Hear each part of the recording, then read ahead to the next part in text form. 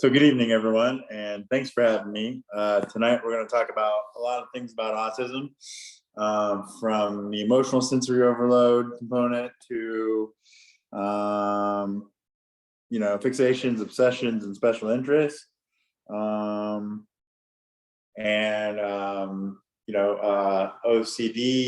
some comorbid anxiety, depression issues, mental health issues, and puberty and sexuality is going to be a topic at the end we're going to touch on a little bit. We're going to talk about employment. We're going to talk about, how to help someone with autism live their best life. So I hope you're ready for the ride, and we'll begin here and dive into this presentation. The title of tonight's presentation is called Autism Sensory Overloaded by Emotions. First of all, a little bit about me. So I'm Travis Breeding. I'm the author of 20 plus books on autism and mental health. Public speaker, obviously, I like to talk. Podcaster, I just started a new podcast called Travis's Best Life, and I'm really living my best life now. I grew up in Huntington, Indiana, which is up north by Fort Wayne, Indiana, and I recently moved to Fishers, Indiana, to where I am actually living my best life and really enjoying my life. So I love it here. I'm meeting a lot of friends, and life is good. So I'm living in Fishers, Indiana. I'm an uncle to two nieces. I'm a blogger, more of a vlogger nowadays. I spend a lot of time making videos as opposed to blogging. Born in Huntington, Indiana, like I said, just moved to Fishers, and I'm living my best life. So the autism diagnosis for me happened when I was 22 years old in 2007. Diagnosed by a psychiatrist, immediately continued counseling, and before I was diagnosed with autism or Asperger's syndrome, I was diagnosed with bipolar and OCD. Now we got to talk a little bit about the DSM-4 versus the DSM-5, right? So I was diagnosed in 2007, and when I was diagnosed, we were still using the DSM-4. So my diagnosis was Asperger's syndrome because I was fairly high functioning on the spectrum. So my diagnosis was Asperger's syndrome and not level 1 autism like it would be today. If I were to receive a diagnosis today, I would receive a diagnosis of level 1 autism. And that would be a little bit of a difference. And the problem with that is, my opinion on that is that I spent a lot of time, a lot of years after I was diagnosed with Asperger's syndrome, learning how to adapt to having Asperger's syndrome, embracing it, being told that it was a part of who I am in counseling, and from my parents and my family and my friends. It was just a part of who I am, and I was really learning how to embrace it and accept it. And then all of a sudden, about the time that I started to really accept it and love myself for who I was, they wanted to take that diagnosis away in the DSM-5 and make it level 1 autism. So a lot of people with Asperger's syndrome, we like to identify as Aspies. And unfortunately, we're having a hard time doing that now because they're not diagnosing Aspies anymore, and they're taking the diagnosis away and making it so it's not the same as it was when we were getting diagnosed with Asperger's syndrome. So that's a very important thing, and just something to keep in mind is that today we're dealing with level 1 autism as opposed to Asperger's syndrome diagnosis. So that was my thoughts on that. So sensory overload. I want to talk a little bit about sensory overload. So I have a book that I wrote. It's called Autism Sensory Overloaded by Emotions. And it talks about all the stuff we're going to talk about today in more detail. We're all familiar with sensory overload. We often think in terms of physical sensations or sensory inputs or outputs. Temple Grandin's hug machine for squeezing. Temple Grandin liked to be squeezed, like that pressure, right? But she didn't like people squeezing her or hugging her or being around people. And so she invented the hug machine that made her more comfortable. And it really, when she got overloaded, she would go into that hug machine and just like get squeezed and feel so much better and relaxed. So there's lots of sensory toys and activities out there today. There's a company called sensorycritters.com and a few other companies that I'm aware of that make toys and like little sensory objects for people. And then sensory issues can be taste, touch, smell, sight, and etc. All the different senses that you can think of that normal people without autism experience, neurotypical people experience, then autistic people are going to experience as well. We're just going to experience them on a more magnified level of things, in my opinion. So there can also be emotional senses. Emotional sensory overload. A few years ago, I discovered that I get overloaded emotionally when interacting with others. I pick up on their emotions in magnified ways sometimes. Sometimes I don't pick up on their emotions at all. This works in extremes. I either pick up on their emotions too much or not enough. So I'm very black and white in everything that I do. And when I am trying to read someone or like interact with them and read their emotions, like I find that I either am like really, really intent with their emotions, like almost having like the, what's that term we use, ESP, having like ESP with them, where I'm able to read their emotions and just imagine or figure out what they're talking about or what they're feeling, or I'm not in tune with them at all, and I'm on a completely different channel. And I'm not in tune with the fact that they're upset or they're happy, or I can't read their emotions at all. So I go back and forth, and I either overreact to their emotions or I underreact to their emotions. So what that means is, for me, my emotional response to their emotional response is either going to be over the top and like too high for their emotional response, or it's going to be under their emotional response and not really, they're not going to notice that I'm having an emotional response because I'm not going to have one, right?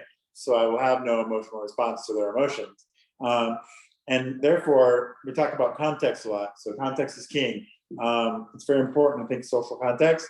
So my social response to their emotional response is going to be out of context with what it should be, because if I'm having an emotional response that's over the top, then my social response is going to be over the top as well. We'll talk about some examples through that in the coming slides here.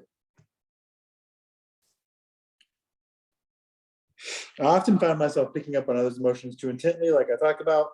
This causes me to get overloaded and melt down. Here's an example. So my friend's father passed away, and I tried to like make her feel better, and like in my mind, I was like saving her from her emotions because I thought that she was very distraught and very sad and very hurt. And she was sad and she was distraught, but she wasn't as sad as I made her out to be. And so she's better at coping with things than I am sometimes.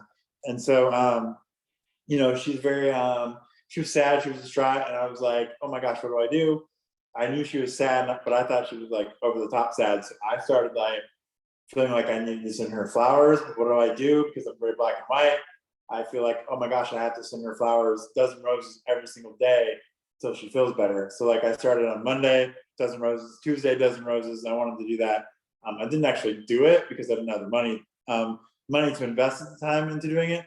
But that would be my emotional response, was that I wanted to send her a dozen roses every single day until she felt better. And then the other thing that I wanted to do for her was I wanted to like cook dinner for her or buy her dinner out somewhere every single day. Like I didn't want her to have to cook a meal at all because I wanted to make sure she was taken care of and didn't have any needs during that time. So I was like over picking up on her emotions, and my emotions were going over the top, which caused me my social responses, which would be the sending the flowers and the sending the flowers and preparing meals for her every single day, were out of context with what her emotions were. And so like I was going to be way over the top. It was going to be awkward. It was going to be weird, creepy, whatever you want to use the word there.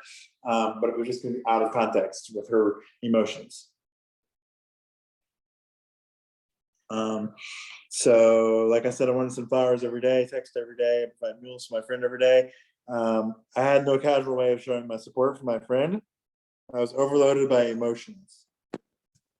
Emotional sensory overload, underload. Emotional sensory underload. So this happens when I don't pick up on someone's emotions at all. There could be something terribly wrong and I don't understand there's something wrong.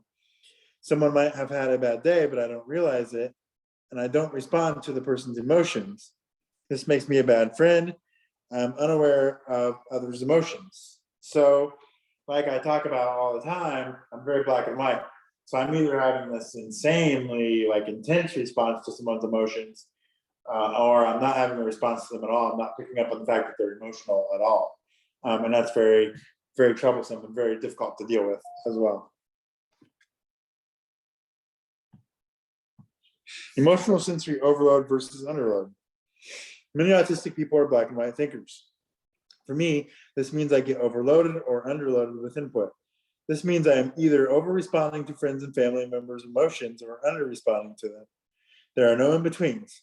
I think in terms of 0 to 60 every single day of my life, black or white, no ability to grasp a great concept, matching emotions with others. It is hard for me to feel the same emotions as my peers. For one, I'm often wrong about their emotions. I'm often guessing wrong. Two, I'm unsure of how to match my emotional responses with their emotions. And I also struggle to match my emotions with socially appropriate responses to events. And this all goes back to the context thing we talked about.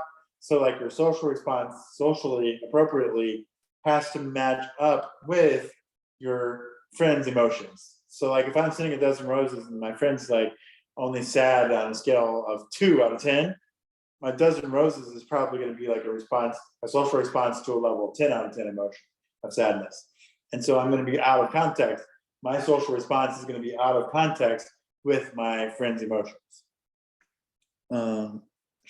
Like I said, I would always bring a dozen roses on a first date because I thought that was the emotion you should be feeling on a date. So I always thought that like your emotions,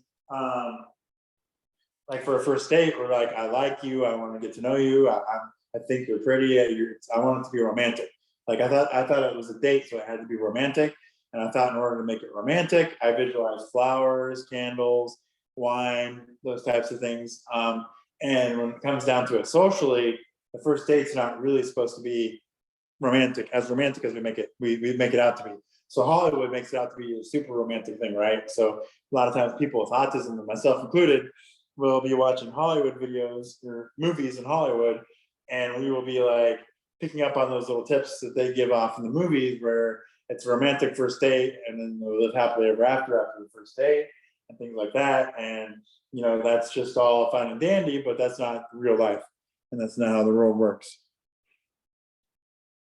To be more in moderation and more socially appropriate, I should have brought 1 rose, but I either brought a dozen or 0. Again, all or nothing thinking, 0 to 60, black and white thinking. 1 rose, 0 rose, either 0 roses or 12 roses. I couldn't do anything in between. A dozen roses made it feel like a date to me. So again, 12 roses, it's a date with 12 roses. Anything less than 12 roses, 0 roses, for example, is not a date. And then like we have to talk about generalizing and applying. So I could go in between. In my brain, this is how my brain thinks with autism visually. So I could go in between. If I went with like 10 roses, for example, for a first date, those 10 roses, I could either generalize up or generalize down, but I would either have to label them as a date or an acquaintance, or just hanging out with an acquaintance. So I would label that time we spent together hanging out as either a date or just time spent with my acquaintance. I'd have a very difficult time thinking in the gray areas of life and labeling that as like just casual friends hanging out or coworkers hanging out or things like that. And so I would just think of it either as a date or a friend or acquaintance hanging out.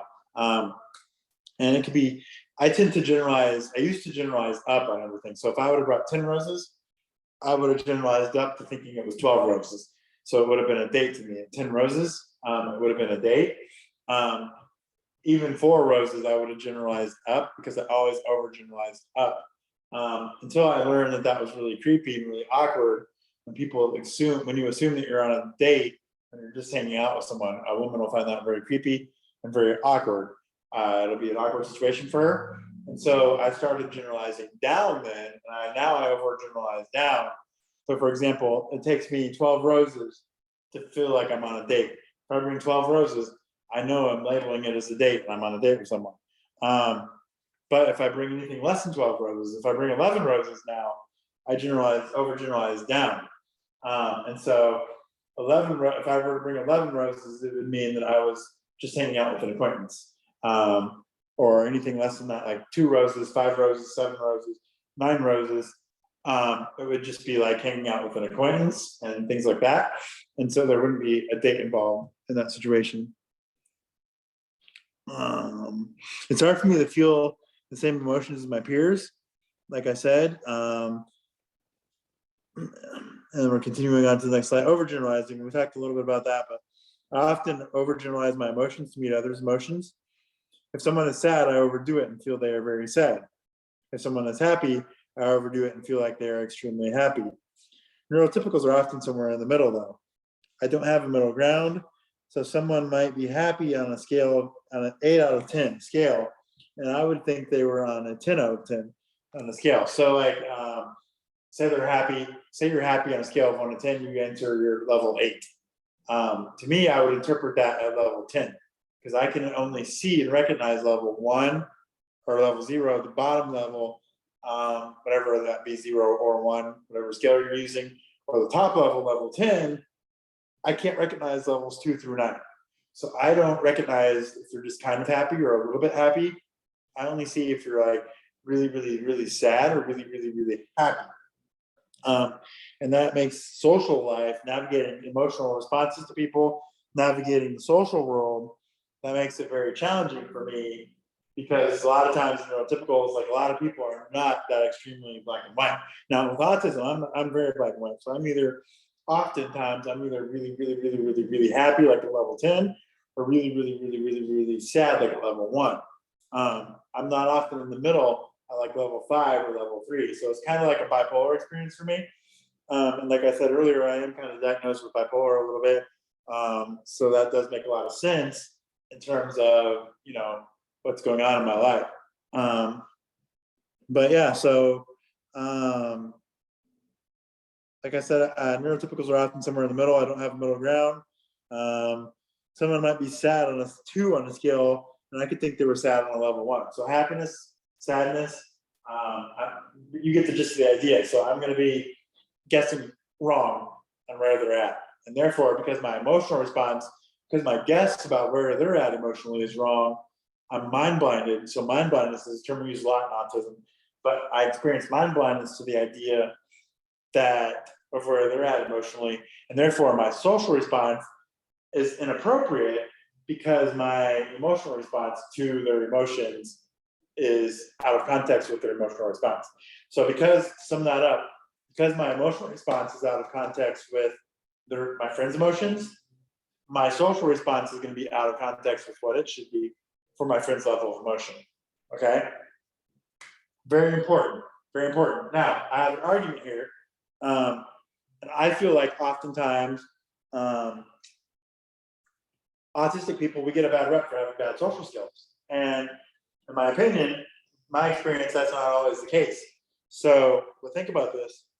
If your emotional response is so out of context with your friend's emotions, and you are then forming a social response to what emotion you think your friend is feeling, then of course you're going to have bad social skills, because your social response to your friend's emotion is way out of context with what it should be, and therefore you're not your social skills are inappropriate, because you're doing things like sending a dozen roses when you should be like just saying hi, how are you, and making sure your friend's okay and things like that. So 9 times out of 10 with Asperger's syndrome and higher functioning levels of autism, let's start to think that it might not always be a social skills deficit, but it could be a social thinking deficit. And we'll talk about social thinking in a few slides down the road.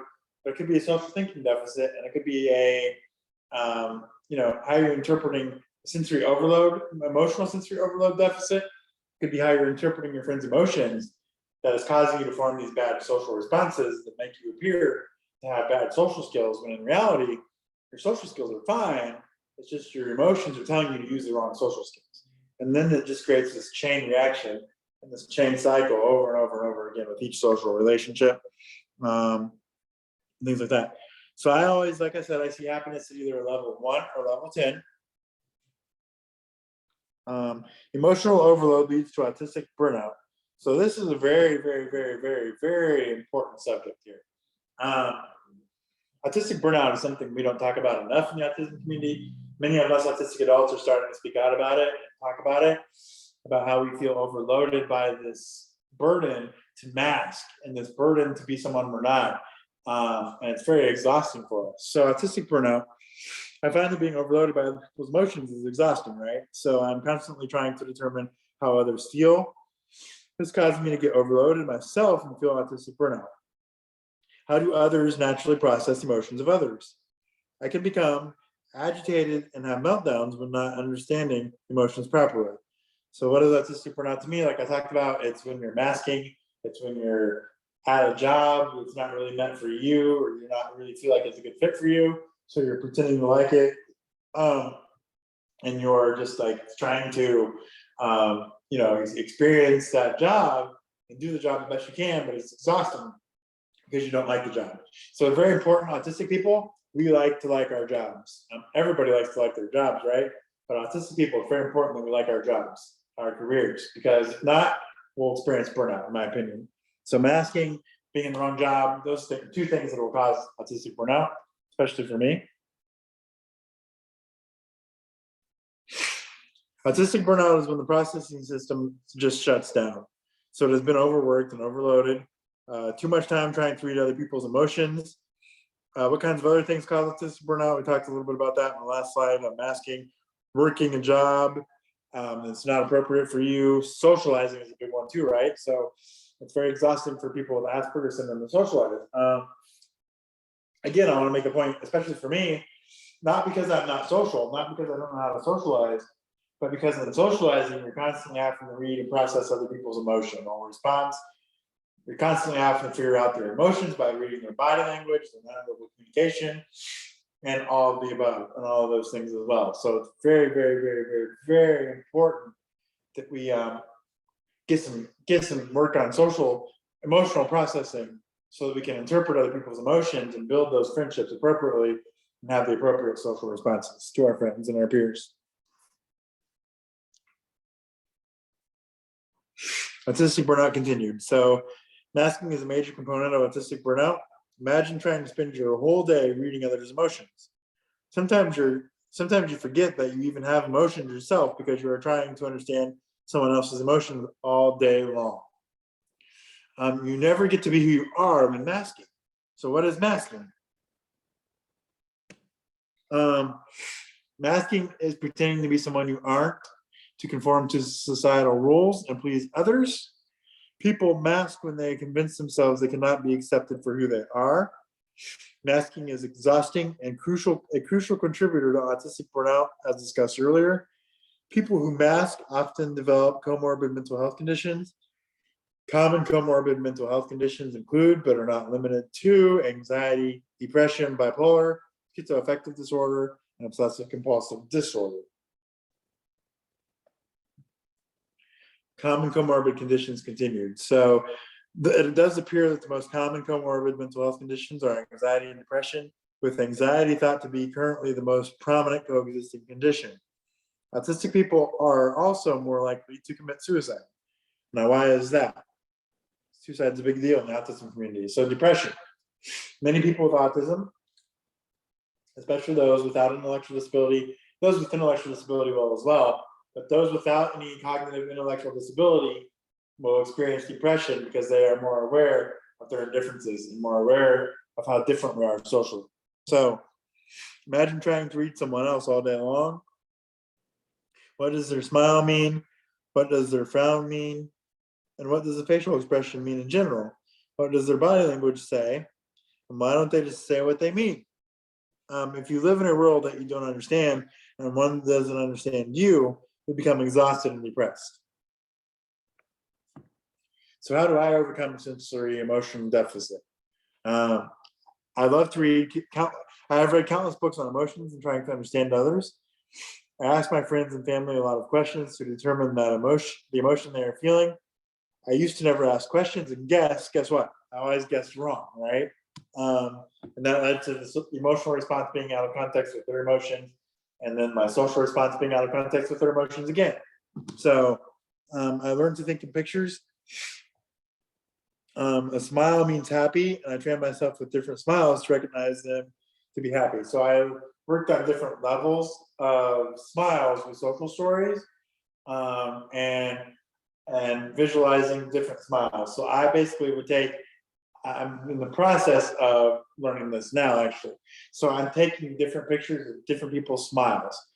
And then I'm like labeling them. Are they level 1, level 2 happiness, level 3 happiness, level 4, level 5, 6, 7, 8, 9, 10? And then like deciding, well, what might they be feeling if they're at level 2? What might they be feeling if they're at level 8 and level 10, and so on? So I'm trying to think in pictures. I'm trying to use social stories. I'm trying to use all those different tools to learn how to experience different levels of emotions that are in the gray area, levels 2 through 9, so that I can interpret those a little bit better. Right?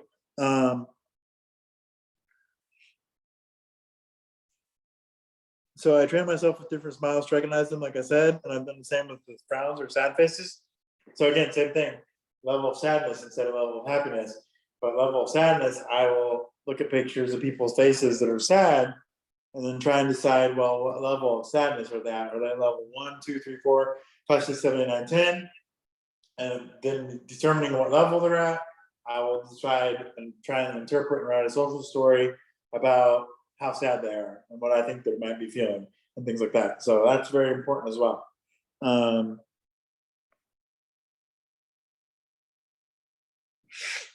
I ask for honest and direct communication. I've learned to ask my friends and family for honest and direct communication.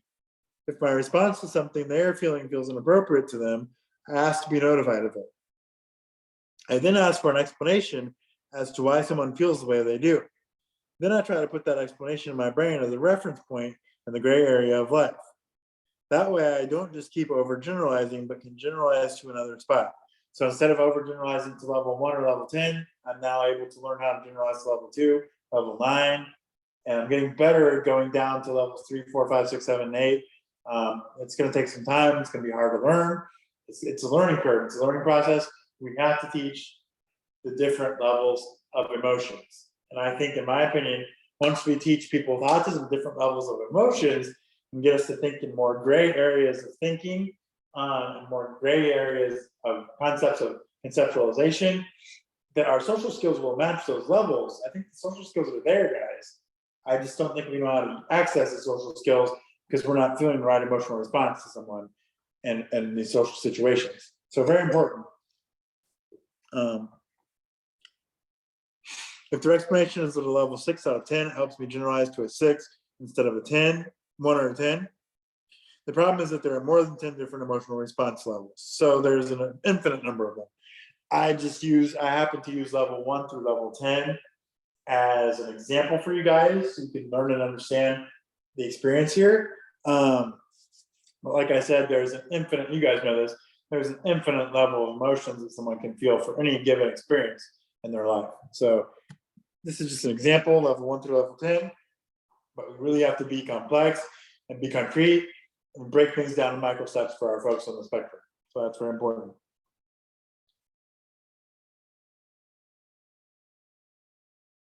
Meltdowns. So what causes autistic meltdowns? Lots of things, but we can usually sum it all up to some type of overload that is often sensory overload.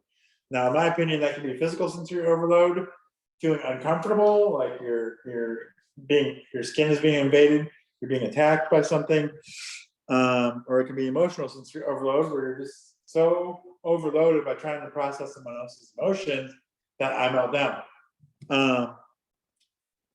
So like I said, it can be physical or emotional sensory overload. So how do we prevent an autistic meltdown? Well, we use social stories to talk about emotional states. For me, because a lot of my emotional meltdowns are emotional sensory related, because I'm not understanding my peers' emotions, and therefore I'm having the wrong social response to them, and that causes me to feel upset at myself, disappointed in myself, and melt down. And therefore, now we're going to talk about that we're just having wrong social response. And I do want to say that before we go on, I pose this question here, how do we prevent meltdowns? So I don't think we actually prevent autistic meltdowns. I think we make a mistake if we try and prevent them, because I think they're a natural occurrence in life. Everybody has burnout, everybody has meltdowns, everybody gets overloaded. Autistic people just likely experience it more due to their life experiences. Meltdowns are going to happen. I think we miss the learning curve when we try to prevent the meltdown. What we can do is work on helping someone process the meltdown, helping someone through the meltdown, and helping someone live their best life even during a meltdown. So like a lot of times, like people say, well, you don't work on social skills during a meltdown. I'm the opposite. For me, I like to work on my social skills when I'm having a meltdown, because if I don't work on them in the context of when I'm having a meltdown, then I'm not going to be able to get through the meltdown, because I'm not going to be able to use my social skills in my repertoire to reach out to other people for help or to just do what I need to do to get through the meltdown, because I've never practiced it in the context of when I'm having a meltdown. So guys, I'm telling you, when people with autism are having meltdowns, it's the perfect time to practice those social skills, in my opinion. So we use social stories to talk about emotional states. We help people understand the different emotions they might be feeling during a meltdown, and helping them understand the emotions of others that they might experience feeling during a meltdown. And then I use social stories to train my brain to respond to different emotions. I'm working on, you haven't noticed, I'm a big fan of social stories. And this is recent. This hasn't always been the case. This is just something I came across lately, to where I found that it helps me and it works for me, is to work on those social stories to practice different emotional states and learn about emotions. So I use social stories to learn social thinking, to process emotions, to learn how to have appropriate social responses to my peers. All right, so social stories. Social stories help me because they give me a visual image to visualize. I think in pictures like temple. If I can see an image in my brain, then I am able to analyze it. In analyzing it, I am able to process the different emotional states. I may never have perfect emotional responses to my friends and family, but does anyone ever have a perfect response? I'm getting better at responding to my friends and family's emotions.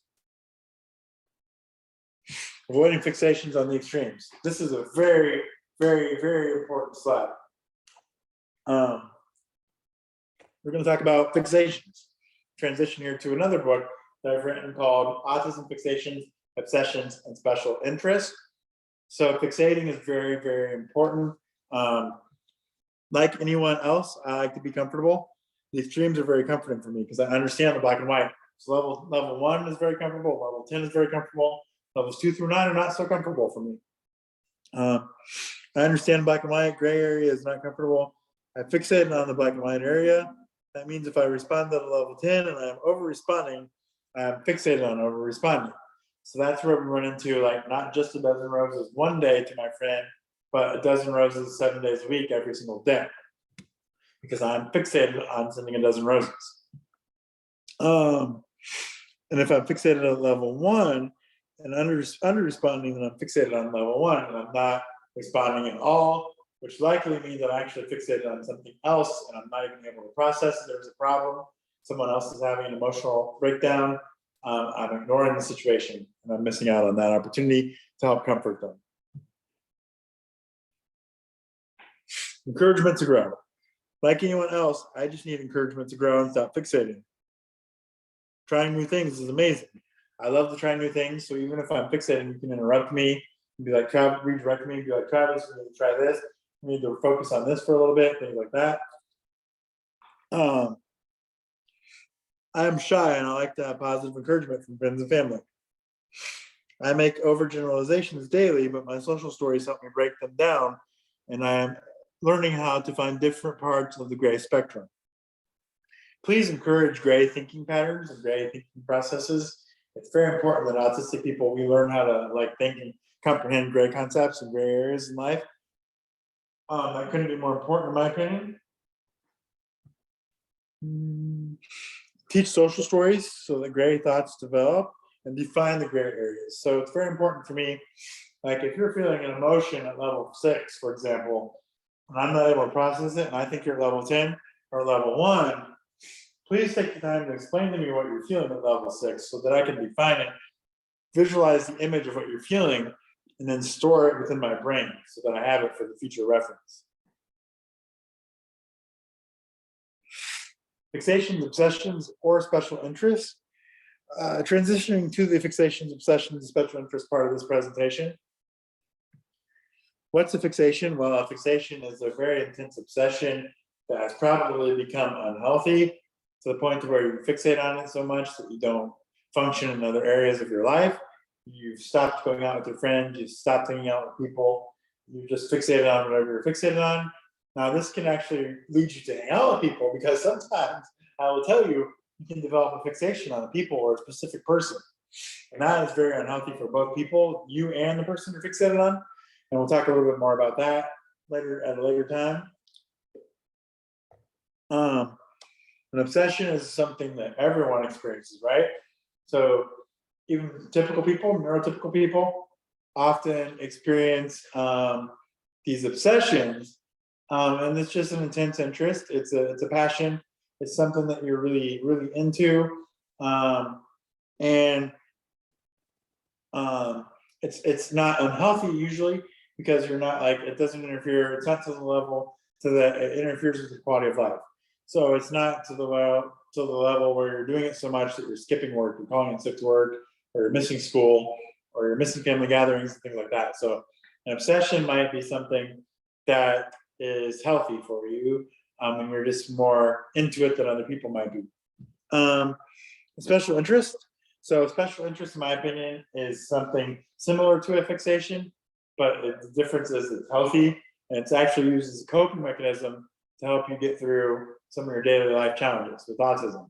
So special interest is common, might be Thomas the Train. We're all familiar with that, where someone uses Thomas the Train as a coping skill to get through the day of school or get through the workday.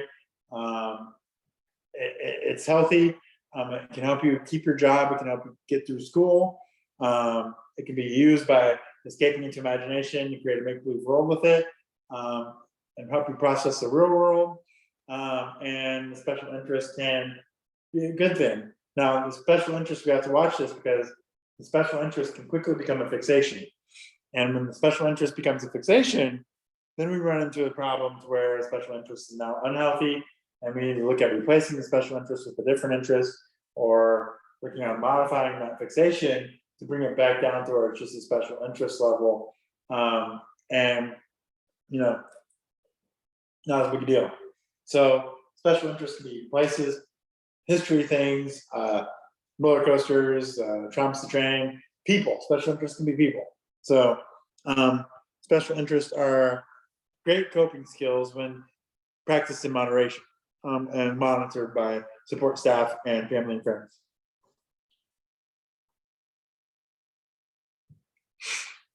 Fixating can lead to a melting down. So sometimes my ability to fixate on something can be good and or bad. If I fixate on something positive, then good things can happen from it. If I fixate on something negative, then my mental health can be impacted.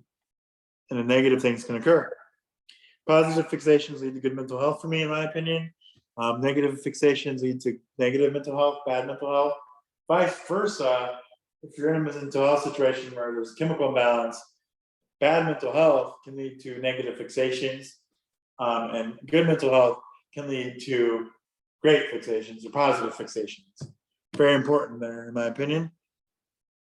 So positive fixating might be working a job. You might be fixating on working your job, or like going to school for whatever, you're getting a bachelor's degree. You could be fixating on something positive that's going to better your life.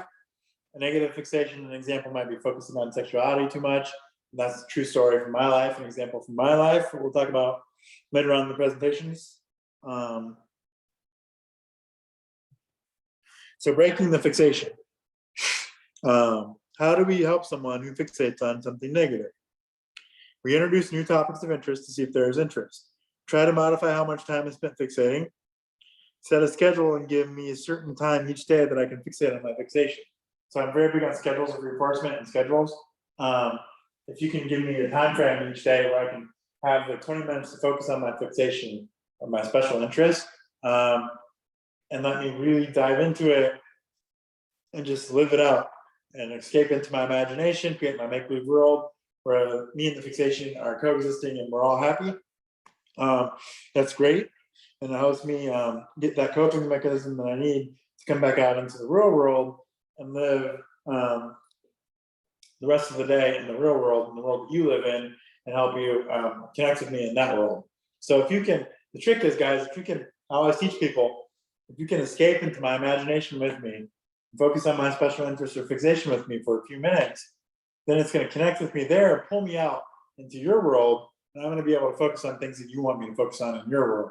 So escape into imagination with me. I have a couple books on that teaches that process.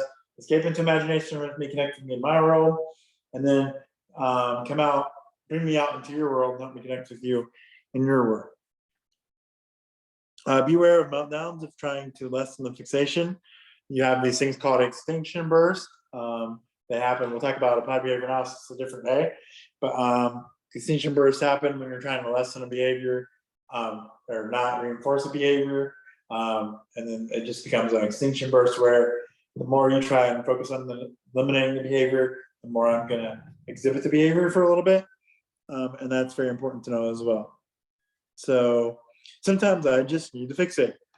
I think we all, as human beings, just need to fixate sometimes. And that's important. Meltdowns aren't always triggered by what you think. So many folks think a meltdown is triggered by an event that occurred immediately before the meltdown. I find this almost never to be true for me. Meltdowns might be triggered by an event that happened weeks ago. They could even be triggered by a chain of events that happened a long time ago. Many of us are looking for instant or immediate antecedent to see what triggered the meltdown. Therefore, we almost always miss the true reason for the meltdown. Autistic people, we will guide you to the reason for the meltdown. So we often ask the wrong question. Many ask me how to prevent meltdowns. Instead, we should be asking how to help someone through a meltdown. We don't prevent people from getting upset. Everyone gets upset in their lives. It's how we cope with that anger that makes all the difference. We must learn to embrace the meltdown and help our loved ones through it. Love and respect. So when someone with autism is having a meltdown, or anyone in general is upset and having a meltdown, how do we help them? Well, in my opinion, we should be loving and respectful to them and help them through that meltdown. Don't always try to eliminate that meltdown, because it's just a part of life. And it's a part of processing our emotions and getting through our daily lives, right? So there are two main things that help me through a meltdown. When people are loving and respectful to me, it is very helpful. It's likely to end the meltdown sooner rather than later. It's a person-centered approach. Connection is the key, and love and respect make me feel connected. Escaping into my imagination with me. This is very important. A couple books that I've written on this topic are very important books to read. But how do you connect with me? Well, you take time and escape into my imagination with me. By escaping into my imagination, you enter my world, connect with me in your world, and connect with me in your world. So like I mentioned earlier, by escaping into my imagination with me, coming into my make-believe world, you grab me, you can pull me into your world and help me process the social world around us. So if you really want to help someone with autism with social skills, try escaping into their imagination with them, connecting with them in their world, and then teach social skills, or we transfer them. So let's first try teaching social skills in the make-believe world that we're in, the social world that we create in our minds, and then let's transfer and apply them in the real world, generalize and apply them. So that's very important. I need to be connected with my world so I can connect with you in your world. Once I'm connected with you in my world, I can begin to process my thoughts and feelings in the real world or your world. This allows me to process my meltdown in real time in the real world. I must be able to have meltdowns in my make-believe world first, then have you help me by connecting with me in my world. Then I can process my thoughts and feelings in the real world. Very important. How do you connect with me in my world?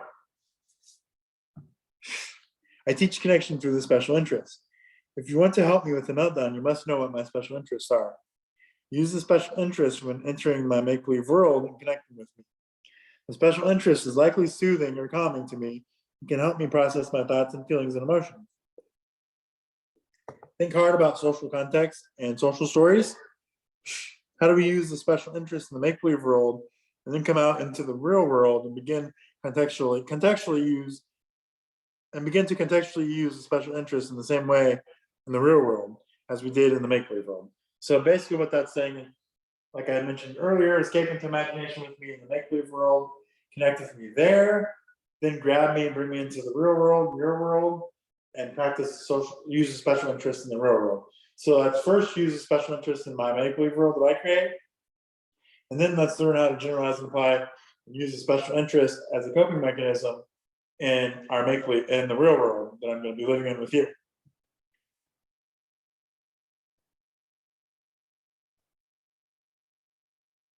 Communication is key.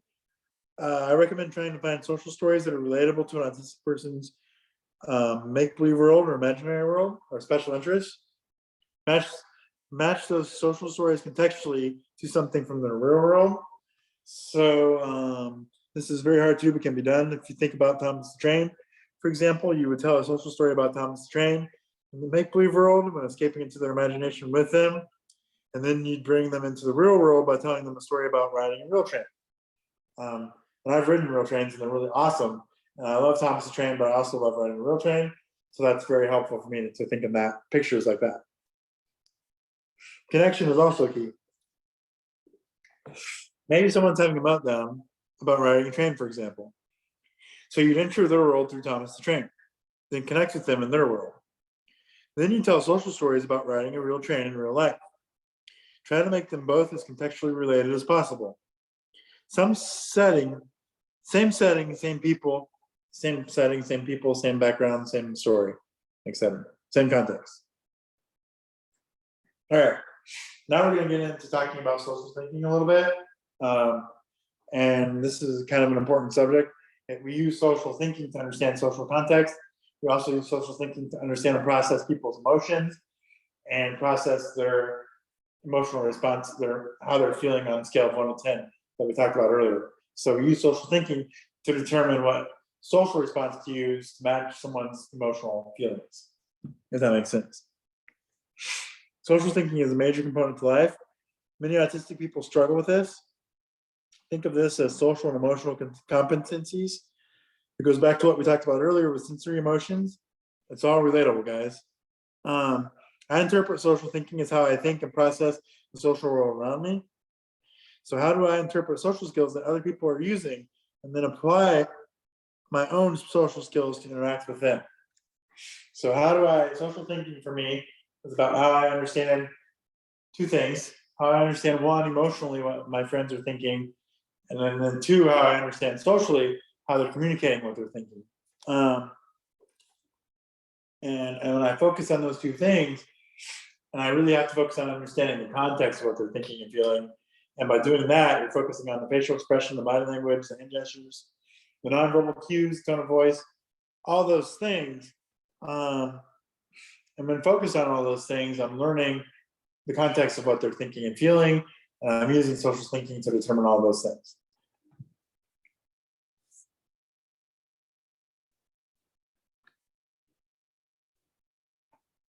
Michelle Garcia Winner is the mother of social thinking. She's authored several books. One of those is Socially Curious and Curiously Social. Some other great books she's written. How to Talk to Friends is one of those books. She has an entire website, socialthinking.com. And social thinking is directly related to social context for me. Like I mentioned, social thinking is what gives me my ability to understand and interpret the social context of what I'm experiencing. Social thinking and social context. I use social thinking skills to interpret the social context of social situations I'm in. What is the context of what someone is saying? In order to understand the context of what they are saying, I must first use social thinking to interpret their facial expressions and body language.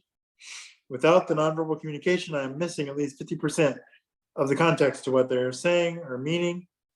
Context is king. Peter Garrett says that. He's a phenomenal behavior analyst. And then a couple stories here about social context. People with intellectual disabilities were taught to use a condom by placing it on a banana instead of a penis. Very common situation. So what do they do when it comes time to actually put the condom on the penis when they're having sex? Well, they look for the banana and they put the condom on the banana, and then we have a whole mess of things going on. Now, why do they do that? Not because they don't know, not because they didn't know they should use a condom, but because they were taught how contextually to put the condom on the banana. So we taught them wrong. So therefore, they're using the wrong skill because we taught the wrong skill out of context. Another story, autistic woman, grew up, mom and dad told her she couldn't get pregnant until she got married. And so she took it literally and unfortunately didn't believe she could possibly get pregnant physically, scientifically, until she got married. So she didn't think to use any protection or didn't realize that she would need to use any protection when having intercourse. And next thing you know, she's pregnant. So those are two examples of how social context, social thinking errors led to social mishaps that complicated life for someone. Social thinking helps me understand social context. So I use social thinking concepts to help me understand social context. Context is king is so true. It's the closest thing to the truth that I know. You got to practice context. You got to be literal. You got to be concrete with me. Social thinking helps me realize if someone is serious or joking. Literal thinking, I'm very literal, like I said. Social thinking involves analyzing nonverbal communication for me. So tone of voice, facial expression, hand gestures, and body language, like we talked about. Social thinking is a spectrum of things, all right? So social thinking has a spectrum, just like autism is a spectrum. There's a friendship to acquaintance ratio, there's also a friendship spectrum. Everything is on a spectrum to me. So acquaintances versus friendship. Now, when I think of these spectrums, I have this line segment, 2 arrows on the end of it. On the left side is acquaintance. On the right side is best friend or boyfriend, girlfriend, intimate. Right side is intimacy. Now, on that spectrum, I often focus, I'm either on the left side or the right side. I have a hard time being in the middle because of the gray thinking, right? So it's very hard for me to understand how someone can be friends and boyfriend and girlfriend. So I'm either thinking we're either boyfriend and girlfriend and not friends, or we're friends but not boyfriend and girlfriend. I have a hard time processing how the two can go together. That creates some confusion for me. Like I said, we have the issue of friends versus more than friends. How can two people be friends and lovers? Well, friendship and dating is part of the same spectrum. So again, that's a different spectrum. But on the left side here, we've got friendship. On the right side here, we've got dating. But again, I'm very black and white. So we're either friends or we're either dating.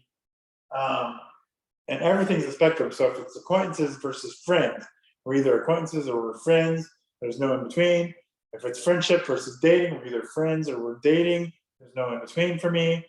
And it's just very hard to place people on that spectrum because in reality, in real life, everyone has the spectrum filled on different levels and different social circles.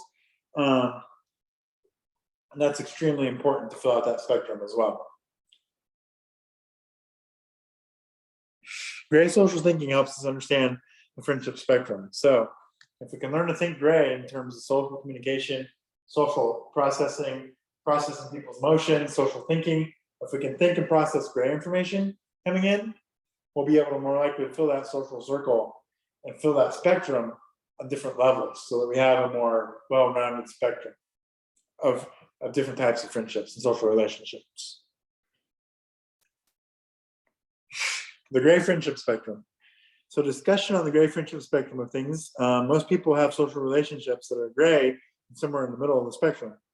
Very few relationships seem to be black and white in my observation. Everyone wants to marry their best friend, they say. But friend zone is actually a theory. It's a real theory I've learned about in studying relationships. Is people have this friend zone to where they won't date people that they're friends with. Now that's really confusing to me. You might understand how that can be confusing to someone with autism. When people say, well, we want to marry our best friend, but then you're telling me also that this friend zone thing exists. So like, how could you marry, if you're going to place a friend in the friend zone, then how could you end up, and you're not going to date them, how could you end up marrying your friend if you're not going to date them? And you can see how my brain is just like processing all these chain reaction of events, and it's just really misleading information. So I think in my opinion, I really think that the friend zone is an overrated theory. We talk a lot about it, but I do believe that many people end up getting married to their best friends. And so it's, again, like I said, it's a spectrum. So we've got different levels of friendship, and they move back and forth throughout our lives. We could be on the left side of the spectrum one day and the right side of the spectrum the next day with someone, and it's just an ever-changing cycle. False information leads to confusion. I got a lot of negative information from the internet when researching friendship and relationships. Never a good thing to let someone with autism just go to the internet and try to find their own solutions for this kind of thing. Same with sexuality, we'll talk about later. And I get overloaded by all these emotions. Now, here's a funny concept. I have an entire book I wrote called The Green Dot, and it's about Facebook. This is about a little bit more about social thinking. Facebook and social networking sites for autism spectrum disorder. The green dot, when someone is online for Facebook Messenger, there's a green dot next to their name. The green dot means they're online. In my mind, that means they are ready to chat. I message them and they don't respond, but the green dot says they're ready to chat. Literal social thinking tells me that the green dot means the person is online and ready to chat with me. I get frustrated when they don't respond and feel like they hate me. The green dot almost never actually means a person is online, guys, and ready to chat. So you could have Facebook open and be doing like 100 different things, be doing a PowerPoint presentation. Like right now, I could have Facebook open, and it's going to tell you that I'm online, and ready to chat with the green dot next to my name. Well, I'm not chatting with anybody because I'm talking to you guys. That green dot on Facebook is very misleading. You can't take it literal. A person, like I said, could be sitting at their computer doing research, but Facebook pull it up and the green dot would appear. And don't take offense if someone with a green dot next to their name doesn't reply to your messages. Message seen doesn't mean they've seen your message. Same concept. Facebook will tell you, other websites will tell you when someone has received your message or read your message. And even text messaging, sometimes iPhone to iPhone or same phone to same phone, same carrier, we will tell you like someone has received your message or read your message. Guys, this is all very misleading. It's all context driven. So like, what does red mean? Well, red means like it popped up on my screen and I saw someone texted me, but I didn't really open it or read it. Red doesn't always mean that they read your message. It's very important to teach people with autism this. Extremely important to teach them this because otherwise we will take it literal and feel offended or upset or hurt that you're not replying to our messages. So very important, very, very, very, very, very important to teach that these things are not always literal. They're not as black and white as we like to think they are. There's a gray area to them. So as we mentioned, Facebook tells you when someone has read your chat message. This is misleading just because Facebook puts a check mark next to the message saying that a friend has read it. The message doesn't mean they have actually read it. They could have just seen it and not read it. Or it could pop up as seen just because the person had Facebook opened up when you sent them a message. And literal social thinking causes me to believe when Facebook says message read that the person has read my message. So Facebook leads to confusion. I love Facebook, but it's kind of confusing sometimes for that very reason. When Facebook tells me a friend has read my message and the friend doesn't reply right away, I fear that the friend is mad at me or not replying. This causes tremendous anxiety. Anxiety causes me to send my friend another message. This causes me to melt down while waiting on a reply. I escape into imagination to help me through the meltdown. So escape with me, kind of help me through the meltdown like we talked about earlier. Friends almost always reply as soon as they can, so I have nothing to worry about usually. Social media leads to extreme anxiety. There's a lot of research out there for everyone that social media sites lead to a lot of anxiety, a lot of mental health issues. This is very true, and no different for people on the spectrum. They can also be great tools for people on the spectrum because it takes away the nonverbal communication piece and it helps us really connect with our peers and things like that. So there's good and bad to everything in life. And that's no different of social networking sites. All right, now we're going to talk a little bit here. This is a very brief, mild introduction to puberty and sexuality. I have an entire presentation about puberty and sexuality that I give. And this is nothing, this is like the birds and bees of puberty and sexuality. So, which is, for this presentation, it's okay. But if you're wanting to really focus on helping someone with autism through puberty and sexuality, the birds and bees is not going to cut it. And you're going to need a more advanced version of the presentation. So, we all go through it. Everyone hits puberty at one time or another in life. We like to live and experience sexuality, but we don't like to talk about it. Especially sex ed. We don't like to talk about sexuality education. This is especially true for folks with developmental and intellectual disabilities. Impossible to get research dollars from the federal government for research on sexuality education. I experienced puberty at about the same time as my peers physically, but I was later in experiencing the emotional component of puberty. I didn't have a support system to talk about sex or puberty-related issues. My parents didn't touch on it. My school wasn't touching on it. And I didn't have peer relationships to touch on it. So a lot of times our kids with autism, or our kids in general, neurotypical kids, will learn and talk about sex with their peers in middle school and high school. That didn't happen for me. That's likely not happening for someone with autism. So therefore, we have to find an outlet for them to learn about it that's not the internet. It doesn't involve Google, Dr. Google. Like I said, so I found the internet. There's a lot of bad information on the internet, guys. Finding information about puberty and sexuality on the internet led to me getting into a lot of bad information that was misleading. A lot of stuff online is about fantasy or Hollywood images of what sexuality and the sexual experience is all about. Like for example, you'll meet someone, first date, dozen roses, wine, candles, sex. Well, life doesn't work that way. We move slower than that. Life isn't a movie. So we have to really teach the context and the realities of life. And you have to talk about this stuff with someone with autism. If you don't, we will just enact Hollywood and we'll get into all sorts of trouble. Therefore, when trying to put it into practice, when I tried to practice what I was learning online in the real world, a lot of girls and a lot of women that I interacted with thought I was creepy and weird. And that was a very negative experience for me.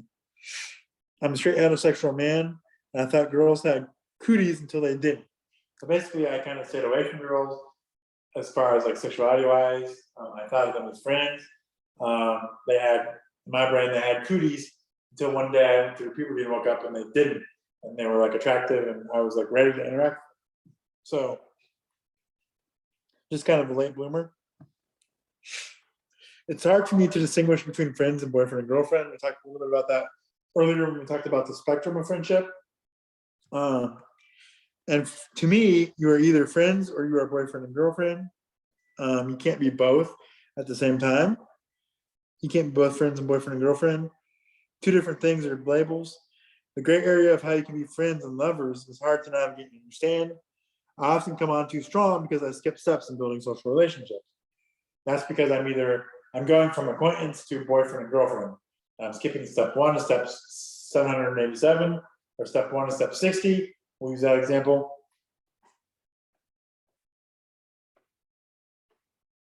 Skipping steps. I skip from step 1 to step 60 all the time. Hi, how are you? To can we go on a date? So what happened to getting to know each other? Well, I skipped that process because I moved on to step 60 instead of step 2. So I didn't really have a chance to get to know my friend. I tried to date her instead of getting to know her. I scared her away. Missed opportunity for friendship. Could have been a great friend, and I missed out on that opportunity because I scared her away. So super important that we teach the steps. We must teach all steps, teach them in the right order, and teach them concretely. All right, guys, so that's kind of where I'm at with this presentation. As you can tell, I'm still adding to it. When I give this presentation, I will have it completed, but I wanted to practice this presentation and give you a little look inside of what life with autism is like for me. Please visit my website, tbreedauthor.com, TBREEDAUTHOR.com. Email me at travis@tbreedauthor.com. Text me at 260-210-1197. I look forward to hearing from you, and please check out my books. Have a fantastic day.